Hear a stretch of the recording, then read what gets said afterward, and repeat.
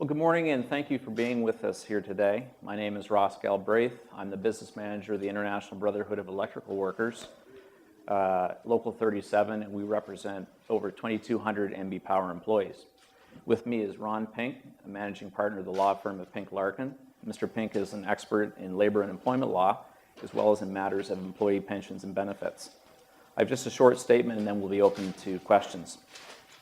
As you can well imagine, our union has a strong interest in the recent developments surrounding MB Power, and as the representatives for these men and women, I've been trying to do my part by arranging meetings with our own members, with MB Power, with government officials, and with Hydro Quebec, and asking a lot of questions.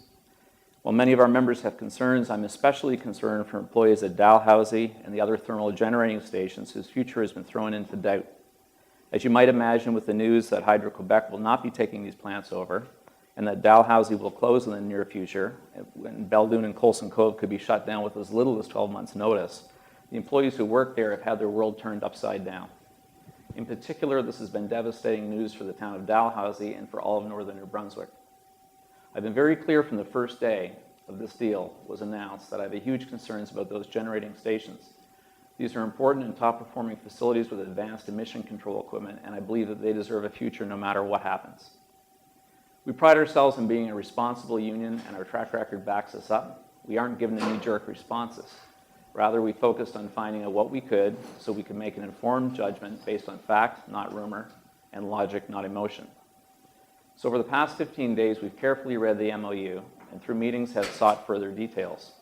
We're still looking for answers, but at this time, we thought it appropriate to hold this news conference to let you know where we stand as MB Power's unionized employees. After careful review and examination of the details that have been made available, we feel the government should not proceed with this deal. We say this for a number of reasons. First, the lack of clarity is unfair to our members who work at Dalhousie, Belledune, and Coulson Cove. They should not have to wake up every morning wondering if this is the day that the clock starts ticking on the closure of their generating station. Second, the lack of details about this deal have left us with concerns and uncertainty about the future, and Mr. Pink will speak more on this shortly. Third, the uncertainty of rates after year 5 of the proposed agreement and the suggestion that our current rates are not competitive. Current MB Power rates are among the lowest on the east coast of North America. And 4, the government is not being upfront about the negligible impact of MB Power's debt. And since that is the primary reason being given for the sale, it's being presented to the public as a false pretense, and that simply isn't right. I want to especially address that last point because as MB Power's major workforce, we take pride in our work and we take offense when, for propaganda reasons, the government decides to trash this utility. MB Power, for obvious reasons, isn't in a position to call them out on it, but I can and I am. We can all remember when members of the government talked about MB Power as the province's greatest asset, but that was before they decided to sell it. Then, overnight, a 180-degree turn in the government line changes to MB Power being a financial drain on the province, with what they have since been repeatedly calling a crippling debt. The reason for the change in attitude towards MB Power is obvious. They have to make the public believe MB Power is in bad shape so people will be more accepting of the deal. I don't think that's necessarily working, but maybe that's just me. But that's not my concern.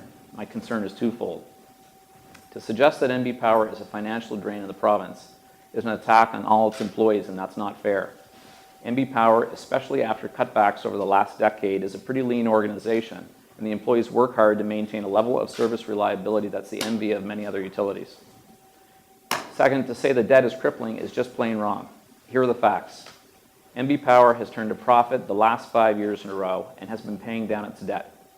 Depreciation is a non-cash expense, so that the revenue that covers the depreciation charge goes towards debt reduction, and that amount's been over $1.3 billion in the last 5 years. What people need to realize is that while there is debt, there are also assets that are generating revenue. Every utility in the world has debt, and in fact, Hydro Quebec's debt is something like $35 billion. So on a per capita basis, there's not a huge difference from ours. Evidence it isn't crippling is in the fact that the major bond rating agencies have all said that getting rid of the debt will not improve the province's credit rating. So in short, ladies and gentlemen, this is what we felt we needed to say as the group most directly affected by this proposed deal. The fact is our members are on the front lines of this issue. We talk to the members of the public every day, and we're also ratepayers and citizens of this province. As a result, we like to think that we have looked at this with a bigger picture focus as well. At this point in time, I'd like Ron to comment a little bit on some of the uncertainties that exist in the MOU, and then we'll be open to taking questions. Ladies and gentlemen, in the Memorandum of Understanding, there's a scant 3 paragraphs that deal with the matters concerning employees and labor relations. It's incredible to believe that the employees, who are the most valuable asset that NB Power has, warrant such little attention. And furthermore, the attention that they're granted is superficial at best. There are 2 principal problems. One is, what about continuity and successorship of the employees' rights and benefits on the terms of the collective agreements? The MOU says that the collective agreements will be respected. Well, with respect is not a word that has much legal meaning and much sense. There's no guarantees, no commitments, no undertakings that the collective agreements will be transferred in every respect. And secondly, the second problem is respect to pensions. This is a huge issue, not only for the current employees, but for future employees. And let me explain it this way. The current employees have a pension plan with the public service superannuation plan, but that pension plan will only apply to those who are currently employed. New employees are going to go into what's defined as 1 or more pension plans. Obviously, the terms and conditions for pensions for new employees is going to be different than that for current employees. That's a very serious concern for this union. Why do new employees who come on tomorrow have to expect they'll have a different pension plan than the current employees? There's no guarantee, as happened in other utilities, that they would, what we refer to in pension parlance, as mirror the plan. So the new plan is identical to the superannuation plan. That's not there. And the MOU goes on to state that the definitive agreements will include provisions to be agreed upon by the parties for the governance of these pension arrangements. Well, the parties to this deal doesn't include the employees and the union. We're not obviously very important to this agreement. No one has talked to us.